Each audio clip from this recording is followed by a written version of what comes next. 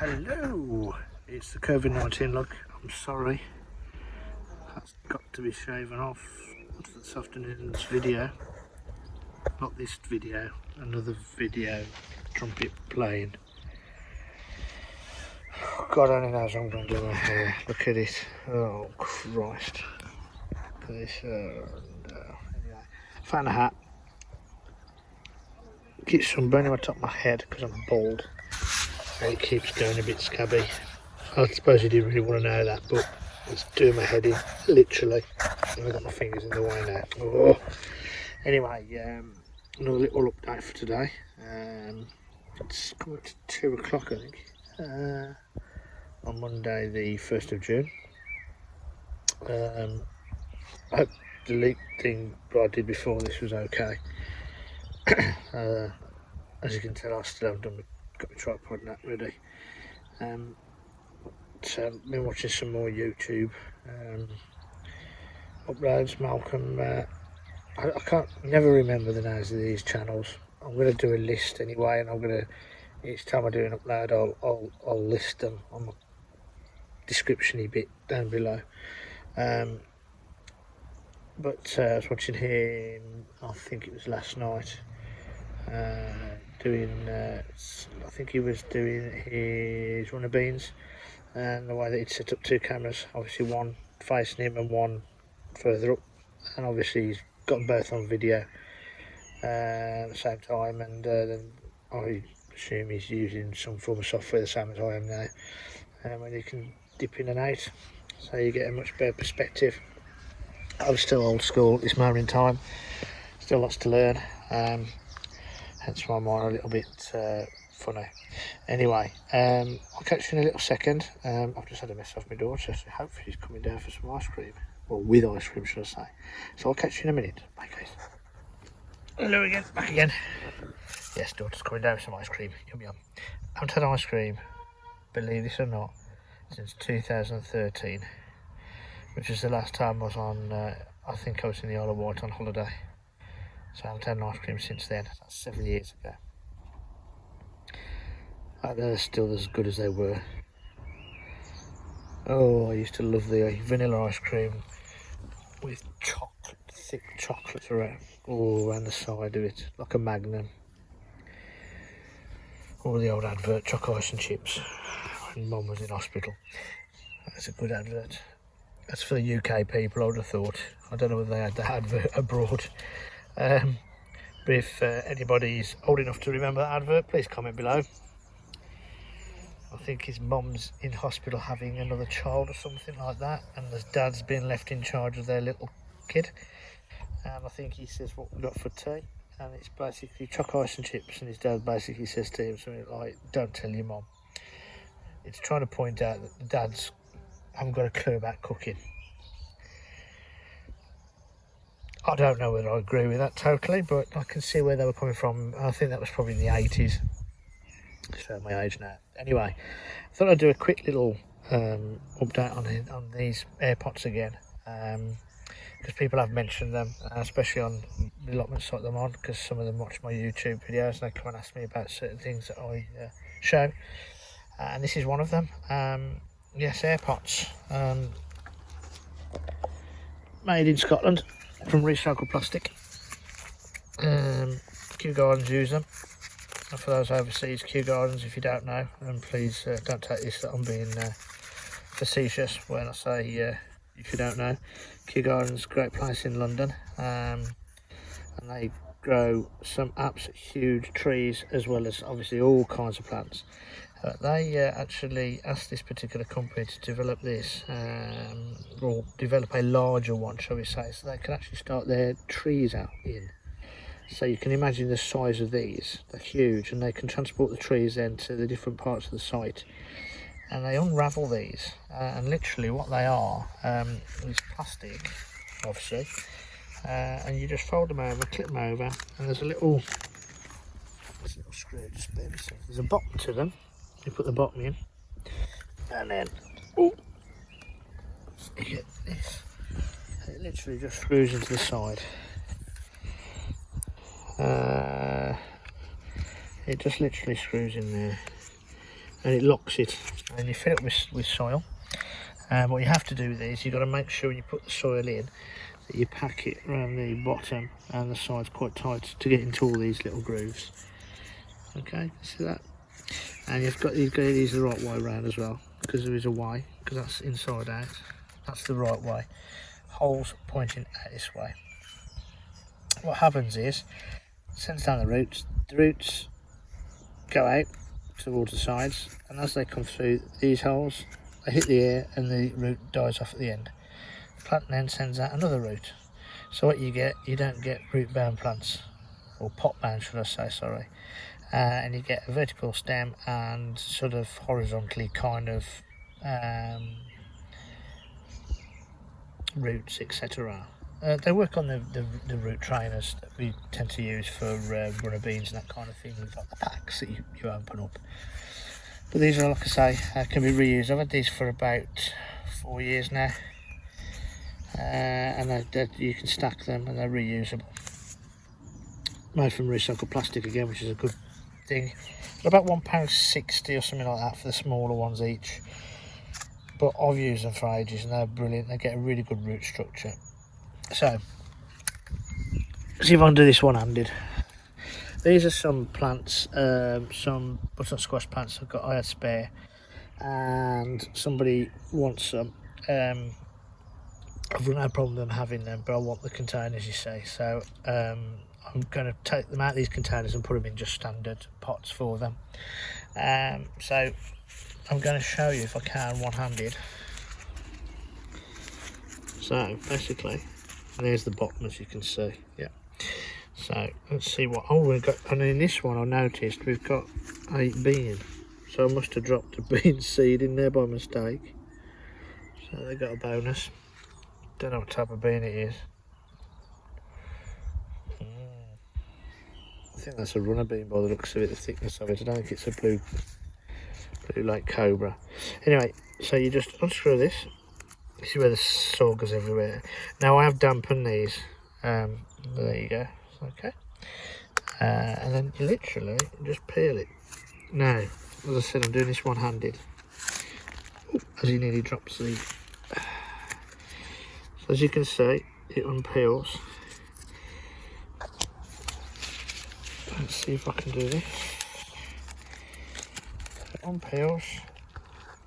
Ta-da! So it's quite dry down here because I didn't wet it enough. But you can see the roots down here. So I'm not going to do this one-handed because I think that's going to fall apart. So basically all I'm going to do is pop it into a normal pot. And that's how they generally work. The other two actually came out much better because I soaked them quite a lot. What you have to remember is when you do put them in, are the plants, as you can see from the top here, these haven't got holes in them. These have here, but the top line hasn't. So you only plant up to here. Soil has to go up to there, because if you put the water in, it's going to come straight through the holes. These are they call them air pots. They are used a lot in the hydroponics kind of thing, where and drip feed water. So you can have a load of these, a line of these with a drip feed in the top. In fact, what I'm going to do whilst I'm here, I'll get up, have a 2-second break, but I'll walk down into the sun. You can see my shadow now. It's really hot. As I said before, it's about 24 degrees. But as I said, you can get different sizes. There's some chili plants. So there's a little bit bigger. There's another one. Another chili plant. I actually bought that one because the one that got frostbitten. It's an even bigger pot with a courgette plant in. Okay, that needs watering later. But you can see, the bigger they get, the more. I can't show you there. I don't want to break the plant. Sorry guys. You can see where I was on about the ones with no holes. In the bigger ones you get 2. So you can see where it's crusty there, but it's a dip. So the soil will get wet in the top and it will stick there. Courgette plants, obviously I don't get the stem wet, so it's slightly proud in the middle. There's some more chilies there. Remember the chilli plant that got done by the frost? Look at that. I don't think it's going to come to anything, but I'm just doing it as a little test. There's some of those butternut squashes again. There's another 8 there still. All these tomato plants have been put in these trainers as well. I always select certain seedlings that are going to be used for me, and they go in these pots, and once they're ready, they go straight from that pot into these. There's no intermediates, and they'll fit perfectly into there with a bit of room out on the outside to get some more soil in and sink them down. I haven't watered any of these yet today, and they're looking a bit, but they had a good soaking last night, as in the actual bottom tray, and they had a feed yesterday because it's Sunday. So my first feed went in yesterday because I've got flowers on. I will water these. They need tying up. Some of them I did do yesterday, but that big one there needs tying up, and the leaves will flatten out again. You can tell this is the hottest part of the polytunnel, and the reason why I say that is because these haven't curled as much. Okay, they look a lot less stressed, shall we say. And I've always noticed this in this polytunnel, that the ones down here, I usually have more super marmonds down here, but the only marmond I've got this year is that one there. But I've planted right up there, and I've got flowers there. Grapevine's coming back. I knew this video would go on. You can see how many I've got of these pots, but they all flatten down to pack. You can see these big ones here, so you can flatten them all down. They will flatten down, and then you can, all the other little bits and pieces, the bottoms and all the rest of it, you can pack away. So yeah, so that's what I tend to use. Obviously it's up to you what you use. I have before put cabbages in them, and they're really good for cabbages to get the roots going. But they're just in pots ready to go. I just need to get my netting sorted. So yes, those are the types of things I use. Find them very, very useful and very easy to use.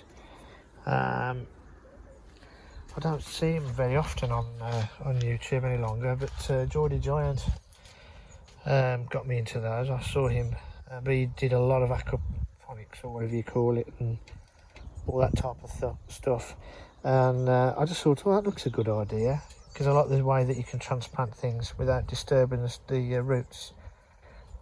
So yes, if you're going to do them, like I say, give them a good soaking before you unravel them. The soil will cling to the root, and you should be good to go.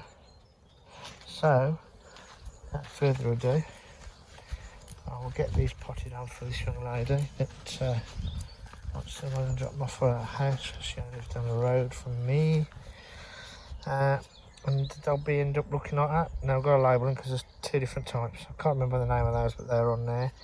These are Bantam F1s, and those are some really looking cucumbers and courgettes. She wants the courgettes and cucumbers. I put those in at home, and then it took 5 days to come up. So I'm going to put them in normal pots, which I could have got when I went down there, but I haven't. So anyway, this is 11 minutes long, so sorry to bore you guys. But there you go. And I've put 2 butternut squashes out here. Oh, these are to replace the ones that were dying here. I've only just put these out. They're getting good soaking, but you can see they've gone limp already. I might get a bit of shading for them because I don't want them dying. They're my 2 spare ones. Anyway guys, I'll speak to you later. Bye. Hi guys, I'm back again. I thought actually, as I've got these pots spare, and I've got a pot, I'm going to put some of these on for me anyway. I was just going to show you what I meant. Obviously I'll put this back together again, and I've put some soil in the bottom. I don't know how you're going to see this really well, but put the soil in the bottom, and I do give it a good push down. and you use it as an, once that's done, you just have to be careful packing the soil in around the sides. So literally I do that, I put my fingers in the middle as you would do normally to put something in, but just sort of go around and just push it into the crevices in the side, okay, so that it fills all the gaps up. And it's a bit, I don't know, you've probably not done it, I don't know. I've done quite a lot of pastry making in my past. I do pork pies and all that kind of stuff, homemade. It's very similar to doing that if you're going to use a tin to make pastry cases for meat and that. You'd pack it round the side. You'd make obviously the pastry and then roll it out, then put it in and then form it. I suppose the easiest way for people from abroad to think of it. Short crust pastry quiches. You know, the edges of the tins have got all the crinkly bits where you just gently push your finger in each one as you go around it, just so it forms into that gap. It's exactly the same principle really. So if we take, for argument's sake, he says this now, trying to get these out one-handed without breaking them, because they are very soft. I'll tell you what, I'll come back to you. Alright guys, back again. Gently. There you go. Consider it's only been like about 5 days at home. It's not too bad. And yeah, and just basically plonk it down in there. And I've just done that, and it probably needs to be going down a bit deeper. So let's see if we can get that into view. So again, exactly the same way as you would use any other normal pot, but in this one, just move it around to the gaps. And then he says, as you can tell, I'm actually right-handed.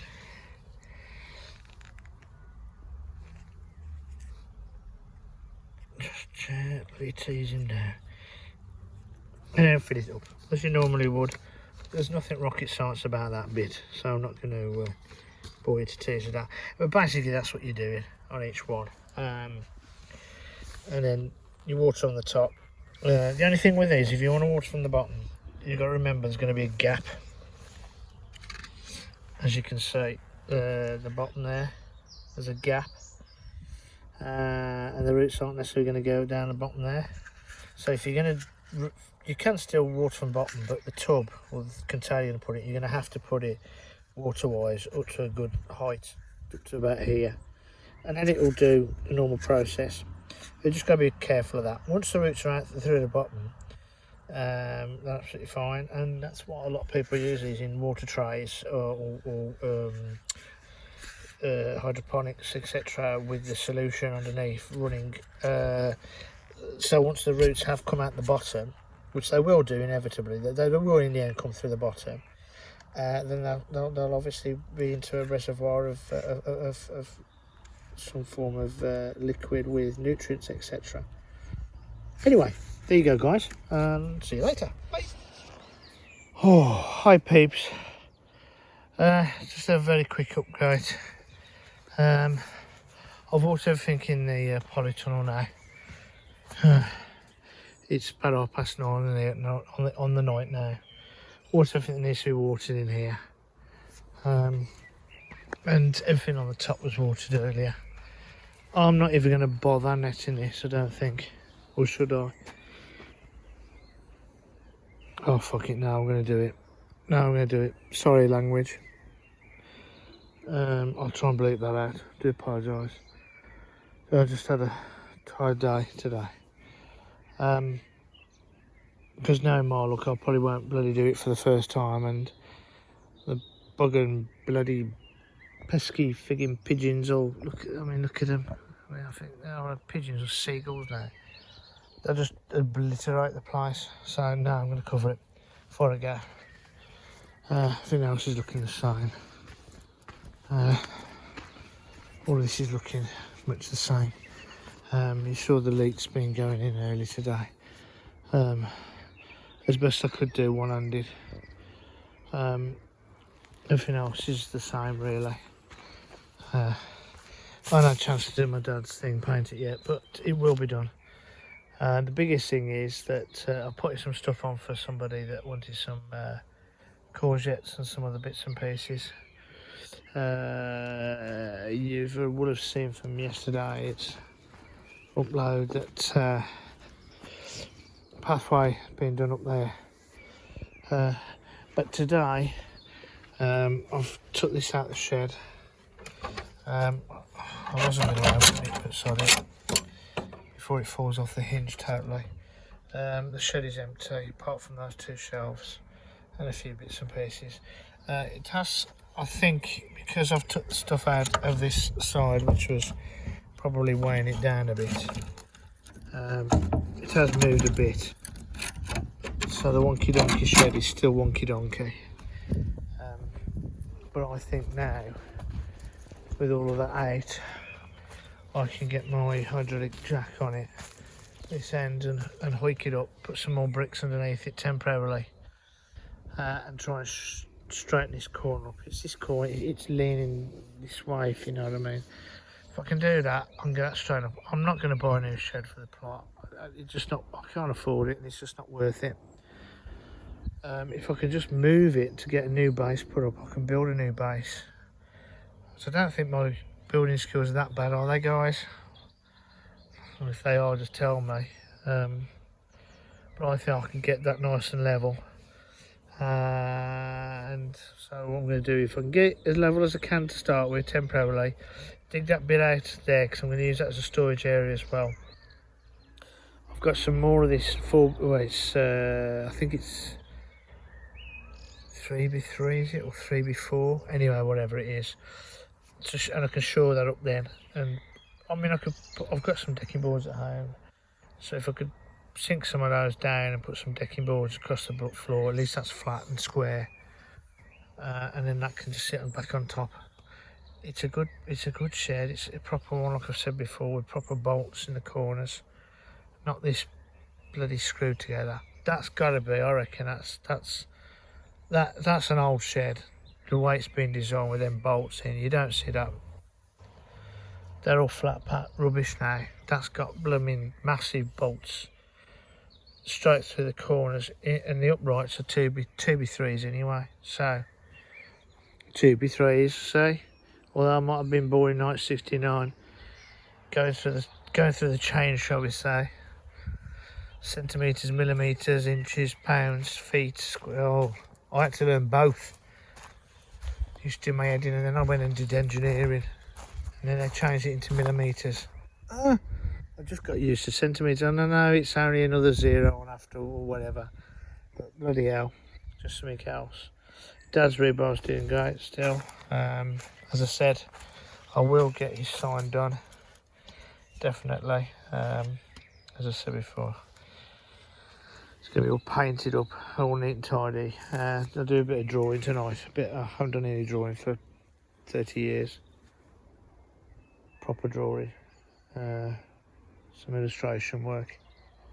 Because guess what? That's what I used to do. Doesn't get used now. But as I said, I emptied the shed, and the reason being, well, there's two reasons. The one, I wanted to get the shed sorted. The other reason, I wanted to get this out. It's been there since I've ever took over. You've probably all got one of these or had one of these. It's got all the netting in. Of course, it was in the shed and I could never get to it. I know it's a bit broken up, but I can fix it. I can put a plastic top over it or something to keep the water out. It fits in nicely. Water tunnel still works. I've still got room to do what I need to do on this bed. It's only going to have netting in. I'm not putting anything else in. It's just going to have netting in it. And if I can find some more of these, I mean, it's second hand that people are getting rid of, because they tend to get rid of things like this. I'll put another one next to it and move these around the other side. Just get things stored up nice and neatly and tidy, and I think my dad will stop rolling over in his grave. Because this side's looking all right. So it's the same thing, so I need to get some more wood chip, obviously. But then things are starting to be stacked up here, if you know what I mean, nice and tidy. I'm going to make a decision on the various plants I've got. Oh, that's the point. Did I bring them out? I did. I've got some marigolds, but these are different marigolds, bigger marigolds or something. But I'm going to bring all of these herbs and that, and I am going to put them here. I was thinking that it's too hot there, and didn't realise this gets the sun quite a lot in first thing in the morning. It does. They probably will be. They'll be perfectly fine over in here. If I wasn't going to put them in there, I'd put them behind the fruit trees here. But I think that'll be okay. These buckets obviously are going to be used for storage or various bits and pieces, and that's another reason why I want the shed emptied, because the stuff that I've got in here, all the buckets and the stuff, and you've seen how I have to keep moving things around as the growing season comes along. I don't want that hassle any longer. I want it away in a shed where it belongs, and I can use the growing tunnel for growing as per what it's called, if you know what I mean. I can put a few things in there, but oh, and by the way, we've got I don't know whether I mentioned this, I can't remember if I did, but we've got an issue with the allotment site again, especially my plot. I came down the other day and somebody has pinched 7 litres of my piss. I think I might have mentioned it, I'm not too sure. I've had another search again today for my piss, and it's not anywhere to be seen apart from the one container there. Bucket was said here, so whoever's got it, there is a warrant out for your arrest. Interpol have been alluded to the fact that you know, you've stolen it, and I do have my suspicions. And it's certainly not a fox, because they don't like human urine, hence why it was sat here. Anyway, laughing aside, I hope you have enjoyed this update. Been a strange day for me, a strange day for my family, but I've been smiling today. I've had some chuckles. Life goes on. It must do, because it would be such a sad place if it didn't. So guys, please look after one another. Say things to one another you probably never thought you would ever say, because you never know what's around the corner. Good ties to you all. I know it's not Christmas, but you know what I mean. As I said, look after one another. Please stay strong, please stay safe, and I will see you next time. And if you're not subscribed, please subscribe. If you're a subscriber, please comment. Please do a thumbs up. If you want to do a thumbs down, that is entirely up to you. I have no qualms at all with that. But please let me have some comments, because it's lovely to chat. And if you've got any ideas where you think I might be not doing it quite right, or you might think I should tweak this or tweak that or do that, please let me know. I'm not an expert by any means. I've only learnt what I've learnt from you guys out there. Picked up ideas and gone with the flow and just done what I felt. So there you go. And actually, last thing is, it's probably one of the best Monge Toot displays I've had for a good number of years. So Monge Toot off to everybody, and I'll speak to you later. Cheers guys, bye.